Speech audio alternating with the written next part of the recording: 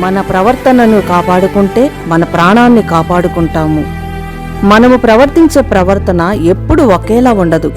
మనకెదురవుతున్న పరిస్థితులను బట్టి మన ప్రవర్తన మారిపోతూ ఉంటుంది.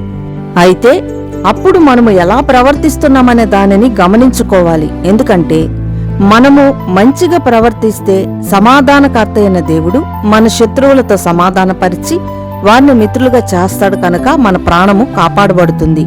ప్రవర్తన బాగోలేకపోతే అసమాధానకర్త అయిన అపవాది ఒకరికొకరి మధ్యలో గొడవలు పుట్టించి ప్రాణానికి హాని కలుగు చేస్తాడు. అలా ప్రతిదినం. అందుకే దేవుడైన యెహోవా తన భక్తుల ప్రవర్తన మారిపోకుండా కాచుతుంటాడు. అలా తన భక్తులందరి ప్రవర్తనను కాచబట్టే మన ప్రాణాలు కాపాడబడుతున్నాయి. అందువలన మన ప్రవర్తనను కాపాడుకుంటే మన ప్రాణాలను కాపాడుకుంటాము. ప్రార్థన. ప్రభువా, కడవరకు మా ప్రవర్తనను కాచమని ప్రభువుని యేసుక్రీస్తు నామం పేరట మనవిని వేడుతున్నాం తండ్రి. ఆమేన్.